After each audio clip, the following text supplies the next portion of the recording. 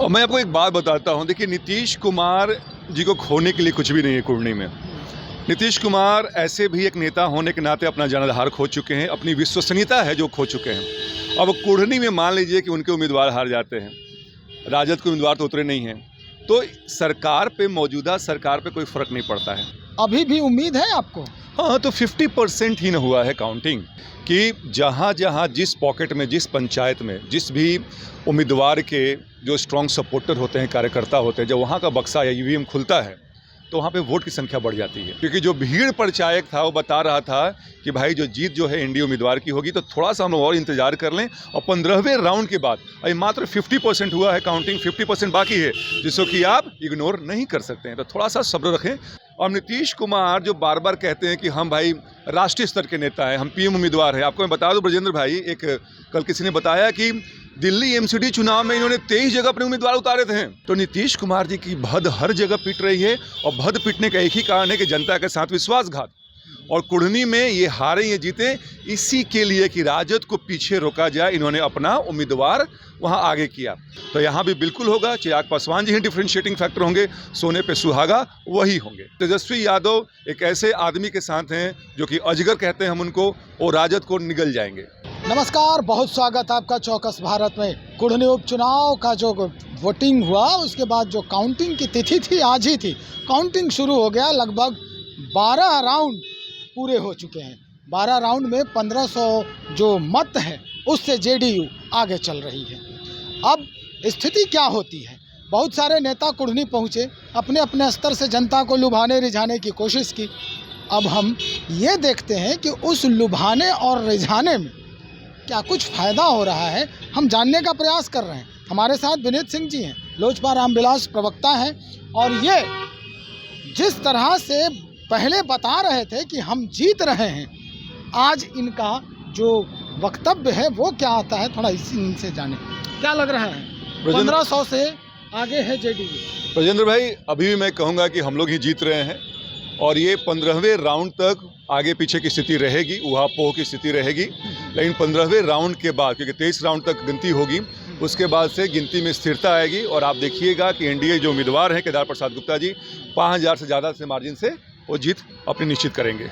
5000 से ज़्यादा आपको लग रहा है कि वो जीत सुनिश्चित करेंगे? 39 पंचायत है कुढ़नी प्रखंड की, 39 लगभग 23 राउंड में ये वोटिंग जो है शुरू हो रहा है। 17 टेबल बनाए गए हैं उसके जी, और 12 राउंड ख़त्म हो चुका है। अभी भी उम्मीद है आपको? हाँ, तो 50% ही न हुआ है काउंटिंग। देखिए, आप समझने की कोशिश करें ब्रजेंद्र भाई कि जहाँ जहाँ जिस पॉकेट में, जिस पंचायत में, जिस भी उम्मीदवार के जो स्ट्रॉन्ग सपोर्टर होते हैं, कार्यकर्ता होते हैं, जब वहाँ का बक्सा या ईवीएम खुलता है तो वहाँ पे वोट की संख्या बढ़ जाती है। लेकिन मैंने कहा कि 15 अभी केरमा जो फील्ड में जो हुआ था, अभी उसका भी जो ईवीएम है अभी बाकी है। देखिएगा, बदलाव वहीं से आएगा, क्योंकि जो भीड़ प्रचारक था वो बता रहा था कि भाई जो जीत जो है एनडीए उम्मीदवार की होगी, तो थोड़ा सा हम और इंतजार कर लें। और 15वें राउंड के बाद अभी मात्र 50% हुआ है काउंटिंग, 50% बाकी है, जिसको कि आप इग्नोर नहीं कर सकते हैं। तो थोड़ा सा सब्र रखें, सब्र का फल मीठा होगा। और मैं आपको ही बधाई देता हूँ एनडीए उम्मीदवार के जीत की। चलिए, बधाई आपका स्वीकार है। उससे पहले हम एक सवाल और आपसे करेंगे। थोड़ा सा हम इस पूरे माहौल को लेते हैं। नीतीश कुमार जी हमेशा से यही चाह रहे थे कि जेडीयू कैंडिडेट जीते, जबकि आरजेडी की सीट पहले से ही कुढ़नी तय थी। उम्मीदवार उन्होंने उतार दिया। अब उम्मीदवार उतरा है वहाँ, उसके बाद बीजेपी से हमारे केदार गुप्ता जी हैं। क्या लग रहा है आपको, अगर नीतीश कुमार हार जाते हैं ये, यानी जनता दल यूनाइटेड हार जाती है ये सीट, तो उनकी जो कुर्सी है वो बच जाएगी? और मैं आपको एक बात बताता हूँ, देखिए नीतीश कुमार जी को खोने के लिए कुछ भी नहीं है कुढ़नी में। नीतीश कुमार ऐसे भी एक नेता होने के नाते अपना जनाधार खो चुके हैं, अपनी विश्वसनीयता है जो खो चुके हैं। अब कुढ़नी में मान लीजिए कि उनके उम्मीदवार हार जाते हैं, राजद के उम्मीदवार तो उतरे नहीं हैं, तो सरकार पे, मौजूदा सरकार पे कोई फ़र्क नहीं पड़ता है। लेकिन मान लीजिए कि अगर राजद के उम्मीदवार खड़े होते, अगर वो जीत जाते तो वो एक सीट और होती, और एक कदम वो और पूर्ण बहुमत बनाने की तरफ अग्रसर होते नीतीश कुमार के बगैर। और नीतीश कुमार जो बार बार कहते हैं कि हम भाई राष्ट्रीय स्तर के नेता हैं, हम पीएम उम्मीदवार हैं। आपको मैं बता दूं ब्रजेंद्र भाई, एक कल किसी ने बताया कि दिल्ली एमसीडी चुनाव में इन्होंने 23 जगह अपने उम्मीदवार उतारे थे। अच्छा, 23 जगह, और रिजल्ट आया 0 0। तो भाई वो जिस कुनबे की बात कर रहे हैं उस कुनबे में तो अब अरविंद केजरीवाल कह रहे हैं कि भाई मैं 2 राज्यों में सरकार है, एमसीडी में मेरा सरकार बन रहा है, तो नीतीश कुमार जी को क्यों तवज्जो दिया जाए। तो नीतीश कुमार जी की भद हर जगह पिट रही है और भद पिटने का एक ही कारण है कि जनता के साथ विश्वासघात। और कुढ़नी में ये हारे ये जीते इसी के लिए कि राजद को पीछे रोका जाए, इन्होंने अपना उम्मीदवार वहाँ आगे किया। तो ये मानिए कि नीतीश कुमार जी को कुछ घाटा नहीं होने वाला है। हाँ, तेजस्वी यादव एक ऐसे आदमी के साथ हैं जो कि अजगर कहते हैं हम उनको, और राजद को निगल जाएंगे। राजद को निगल जाएंगे। चलिए एक और सवाल आपसे, कुढ़नी जीत के बाद जैसा कि आखिर में जब आप ही ने कहा था कि आखिर क्षण में जो चमक है, चिराग है, किसी भी मुद्दे में चिराग डालने के लिए, उस पर रोशनी डालने के लिए चिराग पासवान जी पहुंच जाते हैं।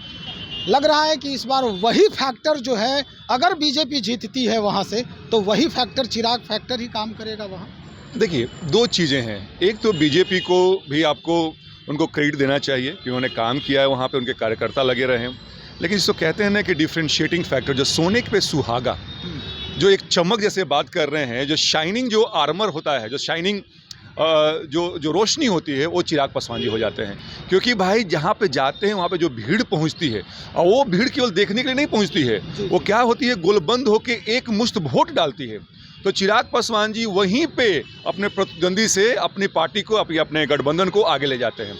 तो यहाँ भी बिल्कुल होगा, चिराग पासवान जी ही डिफ्रेंशिएटिंग फैक्टर होंगे, सोने पे सुहागा वही होंगे। चलिए, जानकारी देने के लिए बहुत शुक्रिया आपका। सोने पे सुहागा जी चिराग पासवान जी ही होंगे। अब देखना ये होगा कि लगभग 1 या 1:15 बजे के आसपास जो भी बातें होंगी वो स्पष्ट हो जाएंगी कि वहाँ से जीत किसकी हो रही है। तब तक इंतज़ार किया जाए। बने रहे हमारे साथ। बहुत शुक्रिया आपका।